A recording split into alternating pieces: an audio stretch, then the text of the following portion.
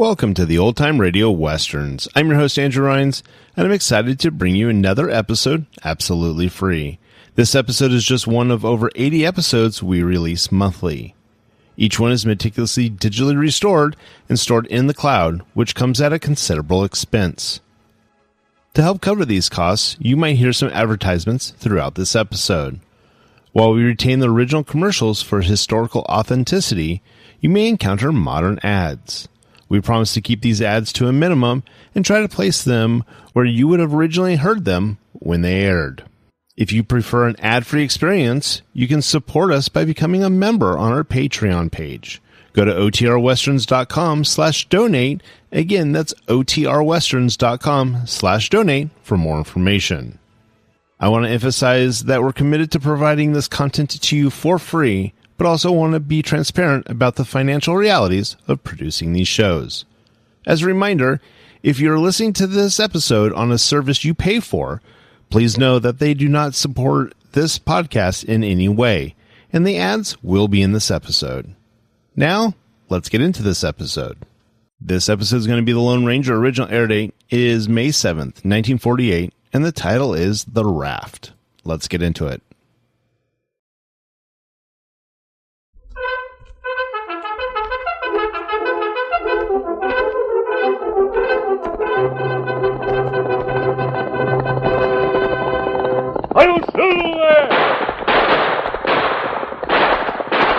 A fiery horse with the speed of light, a cloud of dust, and a hearty hi-yo Silver, the Lone Ranger.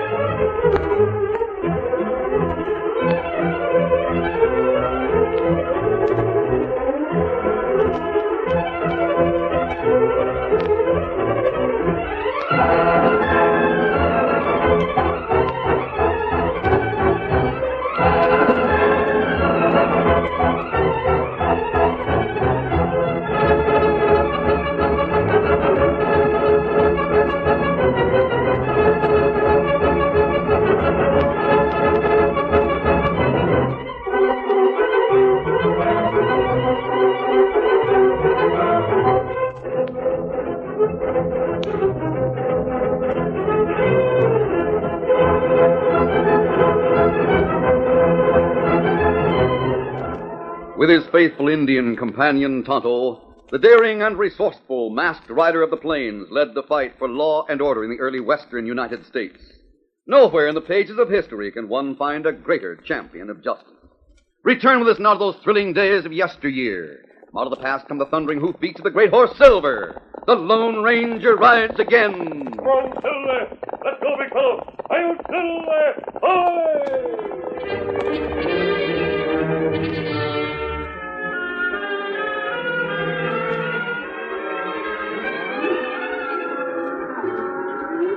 In the early days of the West, the pioneers soon found that the great rolling prairies with their fertile vegetation were ideal for the raising of cattle. Cattle ranchers accumulated large herds which roamed the ranges and grew fat and sleek on the lush grasses. But others, too, were attracted by the prospects the lands of the West offered. Many sheepmen migrated to this land of great opportunity. After a time, the cattlemen realized that when great flocks of sheep roamed the ranges, they cropped the grass off close or pulled it up by the roots, retarding regrowth and spoiling the ranges for the cattle. Soon there developed a bitter hatred between the cattlemen and the sheep ranchers, a hatred which in some places grew into open range warfare. Whoa there, whoa, boy. Hey, Wilson. Huh? Well, what do you want? I work for Jim Grayson. I'm here to tell you he's had about all he can stand of you and your ornery sheep. Now, look, you. This land between Grayson's spread and my place is open range. I'll turn out my flocks here any time I want to. Go tell Grayson I said so if you want. You and the rest of them sheep herders ought to be run out of the West. That's what I think. Maybe. But it's going to take a lot more than you or Jim Grayson to run us out. I don't like cattlemen any more than they like me. But I mind my own business, which is more than any of you do. Now get on out of here. I'm busy. All right, Wilson. But take fair warning. Things are coming to a head much faster than you think. You and the other sheepmen will be sorry you ever saw the West. Get up there. Get up.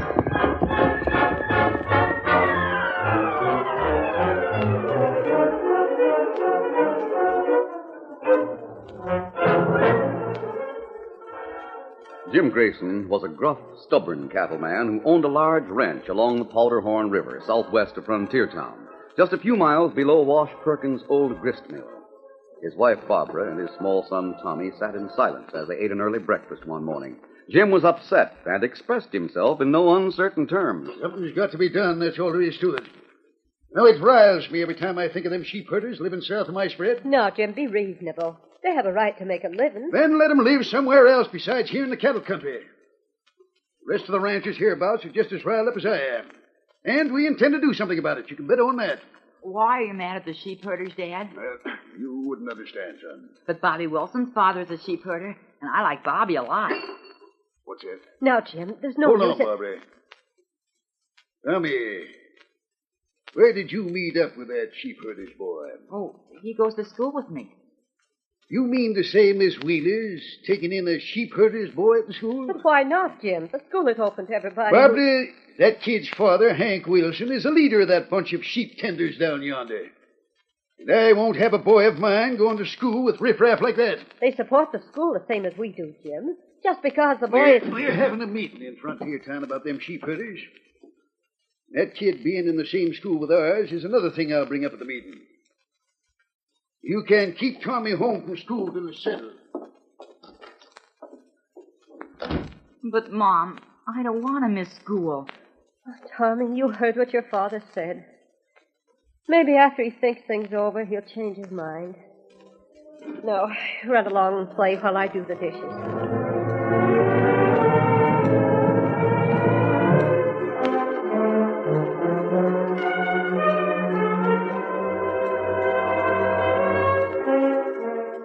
It was late that afternoon when a small group of ranchers met with Jim Grayson in the Bright Lights Cafe to discuss their feud with the sheep herders. I say it's about time we had a showdown with them sheepmen. Land won't be fit for cattle raising or anything else if they keep bringing in them ornery critters. That's right, Jim, but what can we do about it? Let's get together and drive them out. That's exactly what I'm here to propose. But the law will be on their side, Jim. They own their land. The law's not doing anything to protect us cattlemen who were settled here first. Us ranchers have got to protect our own interest. And you can bet your boots I'm ready to do it. Well, Sheriff Taylor's liable to interfere. Sheriff Taylor can't buck all of us if we stick together. That's right. What do you propose we do about them? We'll send word to them sheepmen to meet us near the Powderhorn Falls tomorrow afternoon. And if they won't listen to reason, we'll kill off their stock or burn them out, or both. I'm with you, Jim. Yes, there's one thing more. What's that, Jim? Wilson's boy is going to Miss Wheeler's school with our children. I'm going over to Mother Willard's rooming house this afternoon and tell Miss Wheeler our children won't go to school till young Wilson is put out. We're with you on that, Jim. She'll have to put the young'un out. I'll send one of my hands with a message to Wilson and his bunch to meet us tomorrow. Before I leave town, I'll have a talk with Miss Wheeler.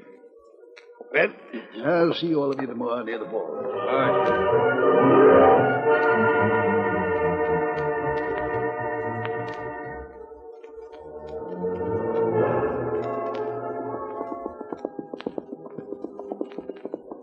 A short time later, Jim Grayson reined up in front of Mother Willard's rooming house in Frontier Town.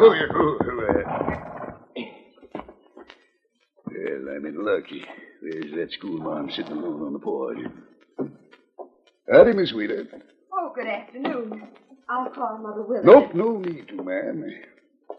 Just sit down. You're the one I came to see. Oh, really? You're Mr. Grayson, aren't you? That's right, I am. Is Tommy in? He wasn't in school today. Nope, Tommy's fine. I made him stay home. For what reason, Mr. Grayson? Because I won't have any boy of mine sitting in the schoolhouse with a sheepherder's son, that's why. If you mean Bobby Wilson, he's a very nice boy and a good student. He and your boy are quite good friends. Maybe so. But they won't be from now on. I come here to tell you that me and the other ranchers have decided that you have to put that Wilson kid out of the school or we'll take ours out. Oh, I see. Mr. Grayson, I'm not concerned with your differences with the sheep ranchers. I'm here to teach school. And Bobby Wilson has as much right to an education as your son has. What you think doesn't have anything to do with it, ma'am. Doesn't it? I'll tell you what I really think, Mr. Grayson. We're all Americans, fighting to make the West a good place to live. There's no place for such intolerance as yours. Now you listen to me. No, you listen to me. Those children are the future hope of the West and of our country. Sheep ranching is an honest occupation, and the children of those ranchers have as much right to the same opportunities as yours. I'm telling you, if you keep that boy in the school... I am keeping Tommy Wilson in the school. He's the only child who attends. The other children like and respect him. You and your rancher friends could take a lesson from them on that score. Good day, Mr. Grayson.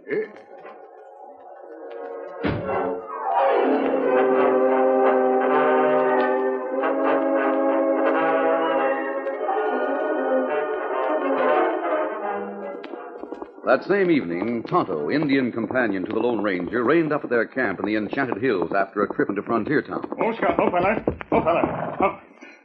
Late for supper, Tonto. I'll me here talking Capet. Oh?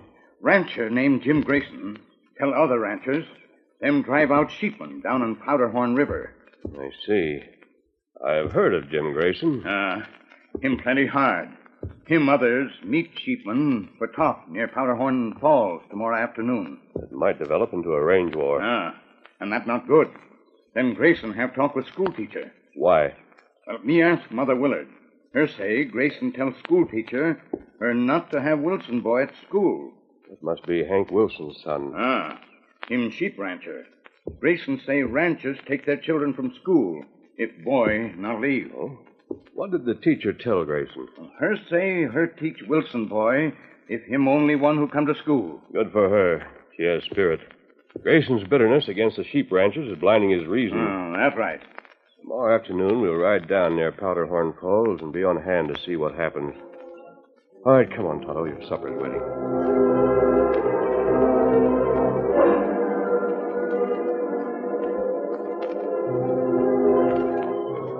It was mid-afternoon of the following day when Tommy Grayson stood waiting on the river trail just outside the entrance to his father's ranch. Soon he saw Bobby Wilson on his pony coming down the trail. Hi, Bobby. Hi. Hey, whoa there, whoa. Hey, why weren't you in school yesterday and today, Tommy? Dad wouldn't let me go. Gosh, there weren't many kids there today at all. Only a few from town. I know. How did you know? I heard Dad tell Mom last night that none of the ranchers' kids were going today. But why? Because of you. Your dad's a sheep herder, and they don't want their kids to go if you go. But honest, Bobby, I wanted to go. Because you're my friend. Why don't your father like sheep herders? I don't know. He just don't. My father doesn't like ranchers either. I heard him say so. Oh, grown-ups are funny sometimes. I was waiting for you to come by. I'm glad. But maybe your father doesn't... Oh, he just said he didn't want me in school with you. But he didn't say anything about me not playing with you. Want to see my raft? Raft? Sure. Where is it? Right down there on the river. I made it myself. It's tied to the rock on the riverbank. Gee, let's go play on it. Climb on with me. All right. Get up there. My dad and some of the other ranchers rode down near the falls to talk to your father and the other sheep herders. What about? Golly, I don't know.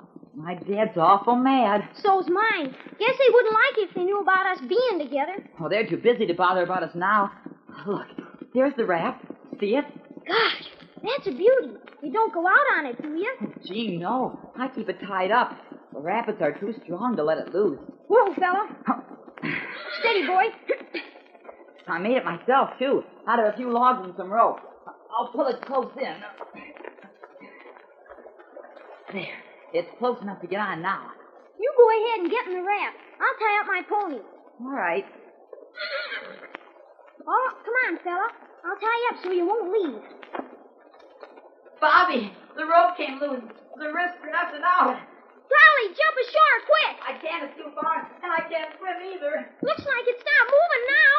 It's caught on a rock. I hear it scraping. Then don't move, Tommy. Don't move at all, or it'll get loose and go out in the rapids. Hang on and sit still. I'll take a shortcut and go down and tell your father. Hurry, Bobby, get my dad. It might get loose any minute. Oh, golly, if it gets loose from that rock, you'll drift down to the falls, maybe. Steady, boy. Get up there. Get up.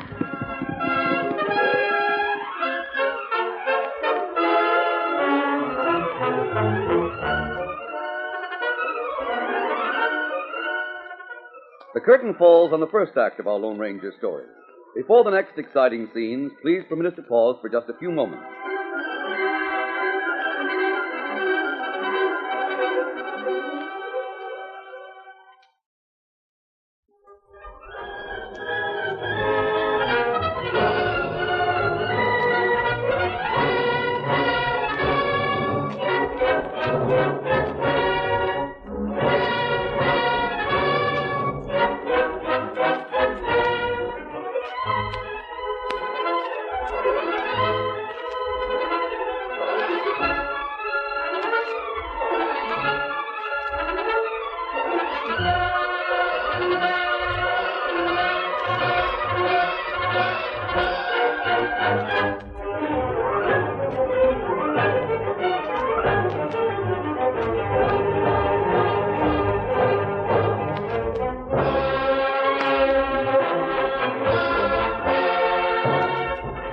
Now to continue our story.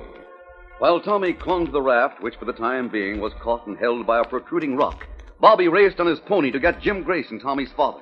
There was a large bend in the river between the place where the raft was and where the ranchers were meeting. Bobby rode a shortcut trail which saved both time and distance. Meantime, the Lone Ranger and Tonto had gone down along the river trail and were waiting behind some boulders for the ranchers to come along. Them come soon, maybe. Yes. We'll wait until they pass. We'll trail them to the meeting place for the sheep ranchers. Now, what do you think happened? That remains to be seen, Tonto. We'll try to get close enough to hear and see what goes on. If Grayson is Jim determined... Cubby. Ranchers come along trail now. Good. We'll wait until they pass.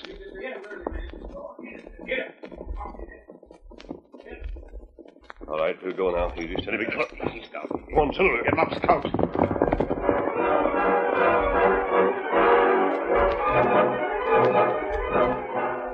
A short time later, Tonto and the Lone Ranger were within hearing distance in an arroyo as Jim Grayson and his followers sat on their horses waiting for the sheepmen to appear. It's about time they showed up, isn't it, Jim? That's right, it is. Maybe they got cold feet and decided not to come. Oh, here they come now. Wilson's riding in the lead. That becomes handy, men, in case they take a notion to finish things here now, eh? Yeah, that's a good idea. Ho, ho, ho, ho. Easy. Well, Grayson, here we are. What's on your mind? Wilson, we came to give you sheep herders fair warning. Warning, huh? About what? Unless you get rid of those ornery sheep within 3 days and turn to raising cattle or crops, we'll kill 'em off and burn you out. You're a hero, right. Boy. I see. Well, Grayson, let me tell you this. We don't intend to do any such thing. We like raising sheep, and we're going to continue. And if any one of you bother us in any way, you'll regret it. Right, men? That's exactly the way I feel. Well, boys, you heard what he says. I guess the only thing for us to do is to take... somebody riding down the trail. That's my boy, Bobby. It's a boy, all right. Why's your boy coming here? Mr. Grayson, whoa, boy. Bobby, what's the matter? What's happened, boy? It's Tommy Grayson. He's on a raft. It broke loose, and now it's caught in a rock. What? When it gets loose from that rock, it'll go down the rapids and float down the river. May I Tommy on a raft? Good heavens. If it gets into the rapids, it'll come down the river and go over the falls below here. Why, my son might be killed if we don't get to him. For a moment, the news that Bobby Wilson had just brought seemed to stun Jim Grayson.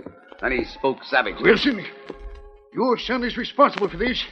If anything happens to my boy, so help me Hold out. on, Jim. Don't lose your senses. We got to do something. Yeah? Honest, I'm not to blame, Mr. Grayson. It was on a raft Tommy built himself.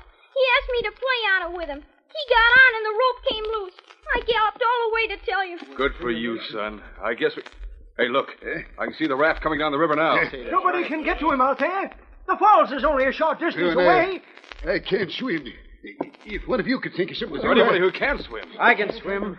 I'll make a try for it. Easy, boy. You mean you'll go out there after Tommy? Somebody has to, or the boy will go over the falls below here. He'll never be able to make it. Those rapids are too strong. He's sure got nerve to try. Get ready in case he needs help, men. Wilson, I'll never forget this. No time to talk now. I'll dive in from that rock over there. Meantime, from their hiding place in the arroyo, the Lone Ranger and Tonto had seen and heard what took place. Wilson gone to help boy on Raft, Kemosabe. I know, but even if he reaches him, they won't be able to fight the rapids to shore at that point. They need our help. Easy, steady, big fella. Ride down closer to the falls where the river narrows. One, two, three. Come up, Scout. Racing at breakneck speed with Tonto close behind him, the Lone Ranger reached the spot he had in mind within a few minutes. Oh, Silver. Oh, easy, steady. I'll leave my guns and boots with you. Tie your lariat and mine together, Tonto, quickly. This soon happen tied. I'll loop one end under my arms, and I'll swim out to stop the raft. If Wilson doesn't succeed, the falls are very close, so it'll be up to you to help pull us to shore. There. That all good. Me be ready to help. Me see Raft coming round bend. Wilson trying to pull it to shore. That's impossible. I'll go in now.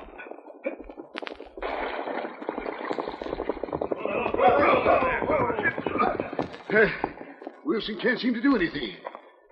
Here's that Indian we saw. The masked man swimming out toward the raft. Now you help with lariat. When him get to Raft. We don't know who you two are, Indian, but we hope he makes it. Look at him fight that current. He sure can swim. Falls is right close by, though. He's got to make it. He's got to help save my son. When him get to Raft. You not worry. Hey, look. The raft's breaking apart. Oh, look at that. Hey, my boy, he's in the water now. Wilson's holding him up, it looks like. The masked man's getting close. The rapids are carrying him away from us. I can't. Look, I can't. Hey, he's got him. There he is. Look. Him reach Wilson's and boy. Now you get hold of lariat quick. Grab on, man. Now, we all pull. This'll bring them in. Hey, it's slipping. Where you tied them together. Lariat come apart. They're corners now for sure. He can't fight the rapids with both of them. They'll be past this point in a minute. The falls are just beyond here. Kemosabe. Go, Silver, go, fella. The white stallion, he's going to him. I can't believe it. Hearing his master's voice calling, the great Silver plunged into the stream and with strong, forceful strokes swam out toward the Lone Ranger. Come on, boy. Hurry. Silver exerted more effort to reach the masked man and the two others who struggled in the swirling waters. Soon he reached their side.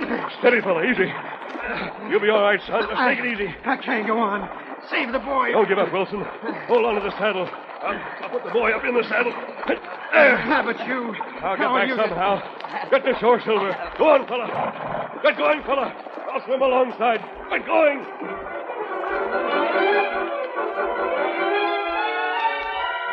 On shore, the men watched breathlessly as Silver turned and struggled against the current with Tommy in the saddle and Wilson hanging on. The masked man's trying to make it alone. That horse is sure putting up a fight. They have to make it. They have to. Them coming to shore now.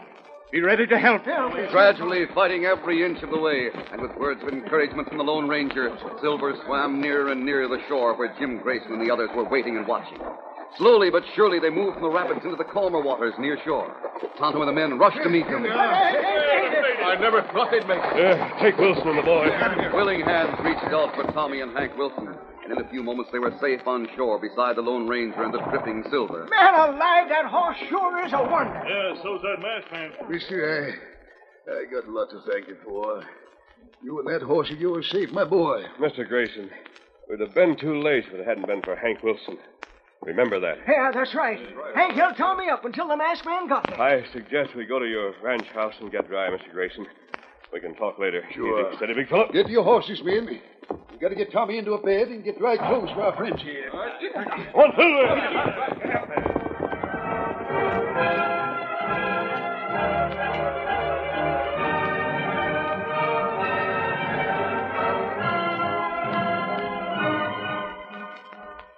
Meantime, Miss Wheeler, the schoolteacher, had paid a visit to Mrs. Grayson at the ranch house.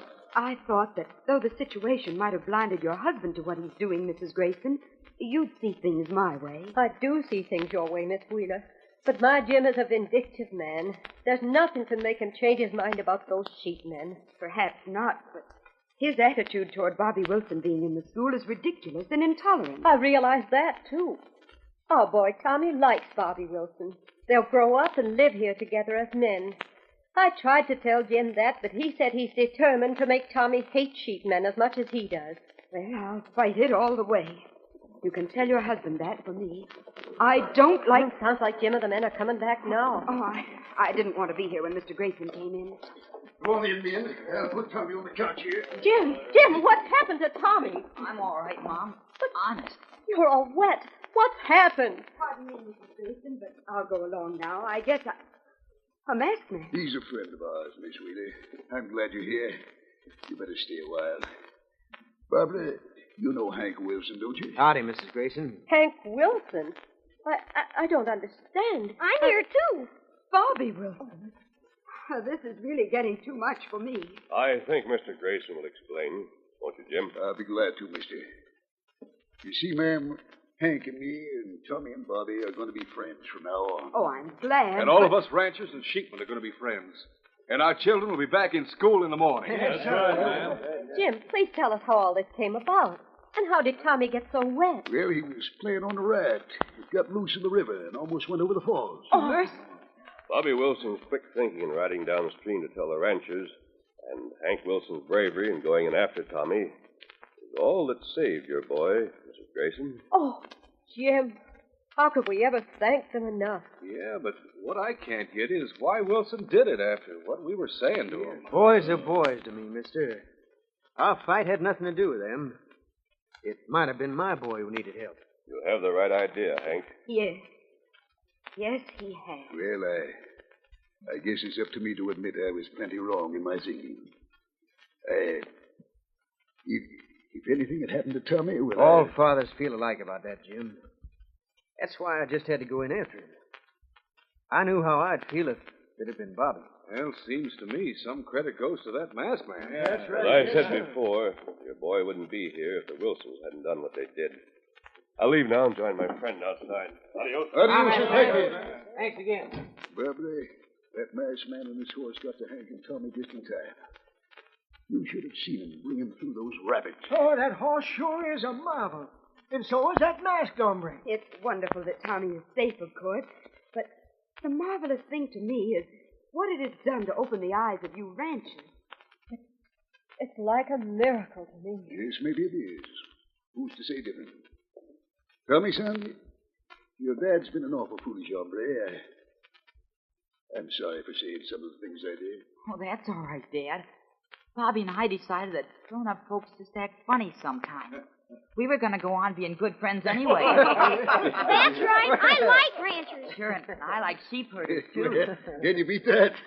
I guess us older folks can learn plenty from our own children at times, Hank? That's right, Jim. That masked gentleman seems to have done a bit of teaching, too. You all seem to have learned a great deal from him, whoever he is. Oh, he teaches everybody to do good and get along with other folks, Miss Wheeler.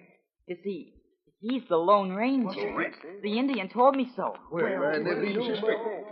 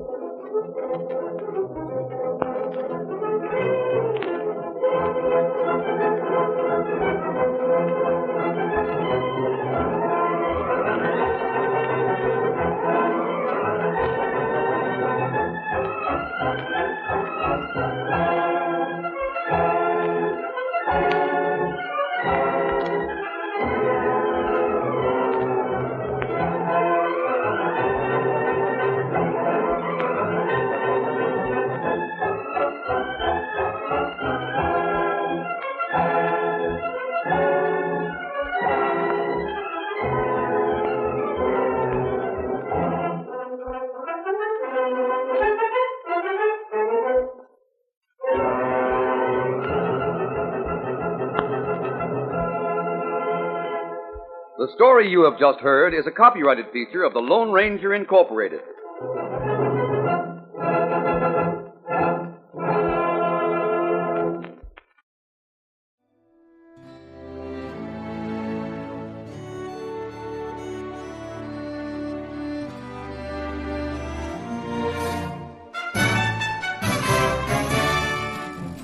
This has been a presentation of OTRWesterns.com, and we hope you enjoyed. Please take some time to like and rate our shows in your favorite podcast application. Follow us on Facebook by going to OTRWesterns.com/Facebook. Subscribe to our YouTube channel by going to OTRWesterns.com/YouTube.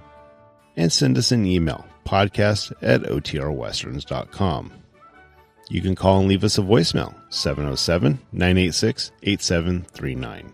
This episode is copyright under the Attribution Non-Commercial Share-alike copyright. For more information, go to OTRWesterns.com/copyright. Have a great day, and thanks for listening.